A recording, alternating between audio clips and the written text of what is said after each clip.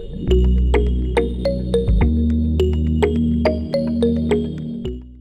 everybody, it's Seth Jones, Editor-in-Chief of Golfdom Magazine. Today I'm being joined by Zach Reineking. He is the superintendent out at Erin Hills, and they'll be hosting the U.S. Women's Open. Zach, how's it going today? Good, good. It's a great day. So, so how are things out at Erin Hills? What's I know you guys got a big one on the agenda this year. How was your winter and what's your spring looking like? Yeah, I mean, so far so good. No real complaints here. We had a great fall. Really allowed us to do a lot of kind of setup to get us well positioned for the spring. Our winter, I think in southeastern Wisconsin, there's maybe a little concern of some desiccation. It's been a super dry winter, but we do a lot of heavy top dressing and fairways, approaches and tees, and we cover all of our greens. So we feel like we're well positioned and eager to see some warmer temperatures. Okay, good, good. Tell me a little bit about yourself. How did you find your way into the business? Yeah, I mean, it's kind of an interesting story, and I think it's one that a lot of superintendents probably share. I started on a golf course at age 13 as a caddy. Worked up at Pine Hills. Uh, as I kind of progressed, started playing more golf. Enjoyed being outdoors. Went to school at Wisconsin, and initially had gone to school for landscape architecture.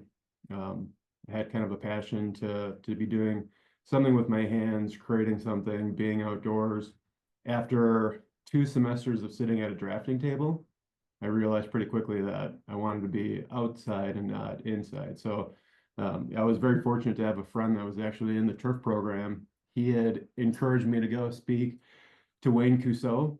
Um, Sat down in his office, and within probably 40 minutes, he had shifted my entire schedule, came up with a solution for me to still graduate in 4 years, changed all my classes, and got me kind of on a new path. So I ended up going through the school with a soils and horticulture major and a specialty in turf grass.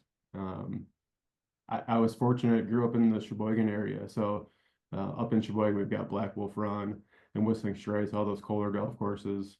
Um, so I was able to get an internship at Black Wolf Run, and conveniently, even though I had aspirations to kind of move out of the state, uh, the Straits course was hosting the 2004 PGA Championship. And it was just kind of an opportunity that I didn't want to pass up on. So had interned up there and graduated that following December in 2004, and the superintendent of the Straits course had called me up and said, "Hey, my assistant just left, took a job at Erin Hills Golf Course, and I think you should give him a call because this is a new construction. It'd be a great opportunity for you." So I gave him a call, toured the golf course, and it was just kind of stakes in the ground at the time. Was very fortunate to get the position, and the rest is history. That superintendent had left a few years later, and I was, kind of in the right place at the right time, and was able to move into superintendent position and have been here ever since. That's awesome. And the court, you know, I'm a huge fan of your course. We put it on the cover back when you guys had the U.S. Open in 2017. I had the pleasure of playing it once, right before the tournament, and just had an amazing time out there. This going back to the U.S. Open you hosted, and now looking forward to the U.S. Women's Open. I'm just wondering, is there any things that you've learned, past to success, advice to your fellow superintendents, something that you know is vital to making things stay on time and having a successful tournament when so many eyes are upon you? Yeah, I mean, I think it's planning. I mean, it's having a good plan, having contingencies. We did I think, an excellent job in 2017, just knowing, you know, we get kind of inclement, storms during that season. Our weather in the spring is super variable. So, understanding that we needed to have a kind of a plan for every different contingency available. So, back in 2017 and again now in 2025, we started the process of kind of planning and preparing for this event, at least 18 months in advance.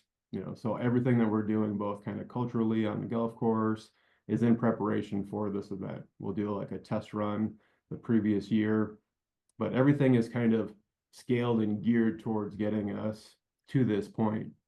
So, you know, your best laid plan usually goes to pass at some point. But it feels like, you know, if we plan appropriately, usually kind of things come out the way that we want them to. Okay, good. Do you have a favorite tool to get the job done? Do you have a secret weapon out there at Erin Hills that is your most trusted tool? You know, honestly, in the last 2 years, our GS3 ball has been a really cool tool for us to just gauge, you know, being able to collect data and being able to put that data into, you know, a usable platform and be able to track. You know, in previous years, you'd go and you'd track, you know, your organic matter and green speed, but it was hard for us to really gauge, like, you know, how firm are greens, and if we top dressed, you know, how did that impact the smoothness of the green the day after or 3 days after. And now with that tool, we can go out and, you know, we can top dress, or we can go out and brush, or we can groom, and we can get real-time feedback to say, okay, the golf course has gotten better or it's gotten worse. So now that we've got these kind of matrices to actually understand, you know, what we're doing and how it's impacting the golf course and our guests, has been just an incredible tool for us. It's been fun to see that GS3 kind of really come along this last couple of years, and you know the technology in the game is advancing rapidly. So it's fun to see that, you know, it's across, you know, every part of the game is just seems to be getting better. Who are Yeah. some of the companies that are really I know a lot of times, you know, you'll have some folks, you want to give a shout out to anybody who's any of the companies that are going to be representing there in the volunteer tent who are helping you guys out? Yeah, I mean, a huge shout out to Toro and Reinders. Toro has been, you know, a partner with us for, you know, over a decade. Same thing with Reinders. They are our soft goods, and Toro. Um, they've just been a huge help. Anytime that we've come to them and asked for support or help, they have stepped up to the plate time and time again. Cool, cool. So when we're watching on TV, I'm just wondering, as you know, you being the boots on the ground there and knowing what's going on, anything that you would maybe tell me to pay, or our readers at Golfdom pay attention to on the course that was like maybe a trouble spot that you guys have fixed, or a renovation of any type, or just something that's kind of a dangerous part of the golf course for the golfer that you know is going to make a big difference on what happens on Sunday? Yeah, so a few years back, I mean, Erin Hills was a fine fescue fairway facility, and we don't have really the greatest soil conditions to be conducive to perform, you know, at a high level. So our fairways were kind of a collage of grasses. It was fine fescue, there was some ryegrass in there was some bent grass and poa, and you know, it performed well, but it was hard to manage all those styles and varieties.